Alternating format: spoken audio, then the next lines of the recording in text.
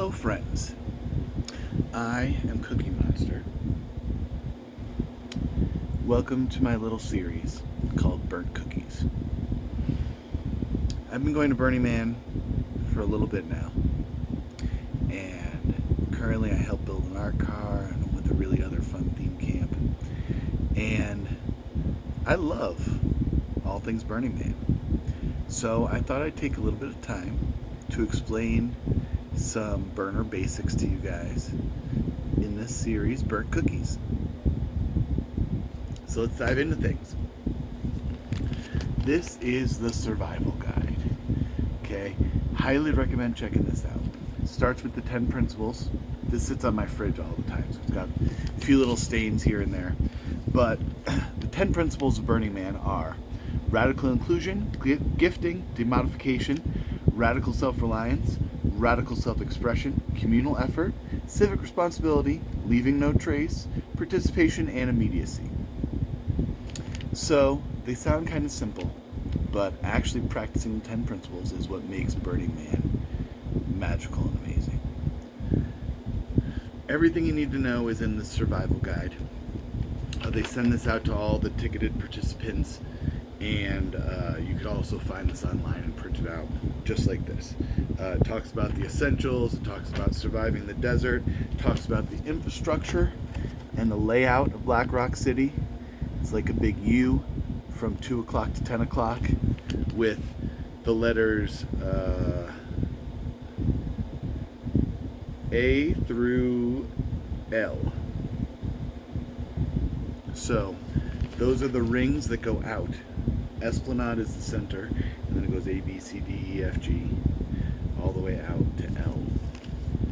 And then on the clock points, it goes 2, 3, 4, 5, 6, 7, 8, 9, 10. So just like this. That's what it looks like. And then this is the man, and this is the temple. So this is 6 o'clock, that's center camp. 3 o'clock, 9 o'clock. So, that's the basic layout of it. Now, as far as burner basics go, there's a few things that you're going to want and need-ish just for doing stuff out in the desert, because it's a little bit different than anywhere else. So, the first weird thing, and definitely a good investment, especially if you're going on your own and not with a camp. Now, a camp is going to have a lot of these things that I would talk about, but when you're going on your own, if you're going on your own to Burning Man, you're going to want to take care of yourself. That's radical self-reliance. And you're going to need a lot of these things that I go over in this little series. So, this is my lag bolt driver that has been to the playa many times. Works absolutely amazing. Definitely recommend a 20 volt or something along those lines. I really like the ones with the hole so you can put a pin through it. I've marked common bolt heads that I use for things like my lag bolts, which are, oh, I don't even have any in there. So, but these guys that you get with a tent, don't cut it. You need a giant 12-inch to 14-inch lag bolt. And you use this little head to drive that guy into the ground. So there's also a bunch of other heads that I have in here for bigger stuff like my tires and stuff like that we'll go over later. I have washers in here. And usually I have a couple lag bolts in here, but I don't have any in here right now. But we'll go over lag bolts and affixing things to the playa at a later point. I have a spark plug puller just in case, you know. And a couple other little things. I have a couple bungee cords, which will always come in handy on playa. And of course the charger for this, which is something you never want to forget when you're going to be utilizing a tool out in the middle of nowhere, because the next thing we're going to talk about is power real quickly. A lot of people bring generators, and that's totally cool, and that definitely works. Just make sure it's tested for the right elevation and ready to run at that elevation. So I live a mile high in Denver, so my generators are tuned to 5,280 feet, which is a little different than 3,000 feet in the desert that you're going to be in, and very different than 7,000 or 8,000 feet that my friends have their generators tuned to in the mountains. So if you're trying to bring something from the mountains or from the sea level to Burning Man, think about that difference in elevation and the way it's going to affect that. Now, something where you don't have to think about that is, very encouraged, a solar generator, or basically a big ass battery that can recharge from the sun, or you can recharge from a regular generator in a decently short amount of time. So, this is one that I really enjoy. It's called the Run Hood, and this little guy has actually been to a couple burns with me now. They charge up really easily. They have a regular normal plug that plugs in, and then you can plug in the DC right here. Or this goes to the solar panel that I have for this. It's about 100 watts, pulls in about 76 watts consistently in the sun, and charges this guy up in about 5 or 6 hours, which isn't bad at all. Regular plugged in, it charges in about 3 hours, which is really nice, especially if you're going to have a camp generator to charge stuff up. I really like this guy because it's got a 12 volt, so I can plug in another type of plug if I want to, or something that runs off of that. And it has regular plugs also, even though they share the grounding hole, which I don't necessarily love. I wish this had a grounding hole on the bottom too. But works really, really well. Each thing turns on and off individually, and it literally tells you how much you're drawing at the time. So even just these little teeny lights draw a couple watts. And I love to use this to test how many watts I'm drawing from time to time, and it'll also tell you, when you plug things into it, it'll tell you how many watts you're pulling. And then it'll also tell you how long this specific battery will run that. I love that. So it tells me how long I have life-wise on things when I plug it in there. So I really enjoy that for certain things that I utilize, like you're better using a generator for things like a air pump or a steam kettle or a microwave, something very high drain. But for low drain stuff like lights, and I use like an electric nail because I like to dab, and other things like that, this thing is absolutely amazing for it. And also to recharge things like other battery packs that you take portable with you, and fans and other things like that you're going to be using, lights they're going to be using in the nighttime when you're out at Burning Man. So absolutely love this guy. The other thing that I love about this guy is, let me turn him off real quick. He comes with removable batteries in the back. So this is where your actual power comes from. So this will tell you how charged it is in this actual battery pack itself also. And they have little heads that you can buy that have plugs or USB plugs, so you can just run them off a single one of these without this big unit, which I absolutely love, because I have an extra few of these that weren't that expensive and that I can find online that I utilize for extra power for small drain things around my camping area and things like that. So super highly recommend something along these lines. I love the fact that this one has the pull-out batteries. I love the fact that it's interchangeable, so I can pull one out and drop one in, or vice versa, 2 of them out, drop 2 of them in, and have a whole other charge off the big battery pack. And you'll find this to be infinitely useful and an excellent investment of $300 to $500 for Burning Man. So, we talked about lag bolt drivers. There's regular drills also, which you don't necessarily need that much.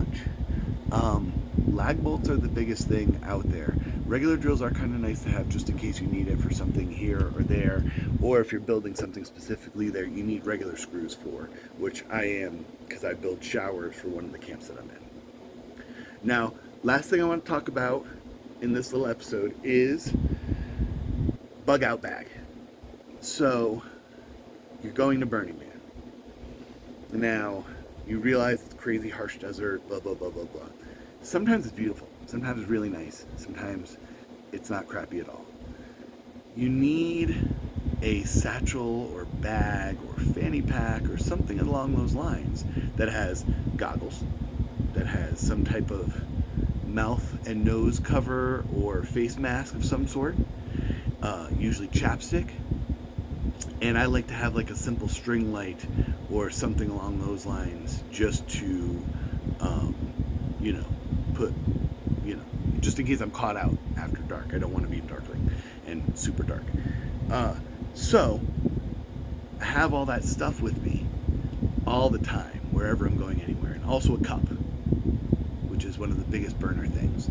Is we always bring our own cup, and people will make you drinks and stuff like that. A lot of people tape their ID to their cup so they don't have to bring their ID around with them, or you can make a paper copy of your ID usually and have it with you if you don't want to bring your regular ID out and about, because a lot of bars do ID. Actually, everything is free, nothing is charged. You never have to have money at a bar, but they will check your ID sometimes, especially if you look young, because there is undercover law enforcement at Burning Man. It's crazy, but they're everywhere, of course. So this is one of my favorite bug out bags. It has lots of great pockets. You can see it's been through some shit.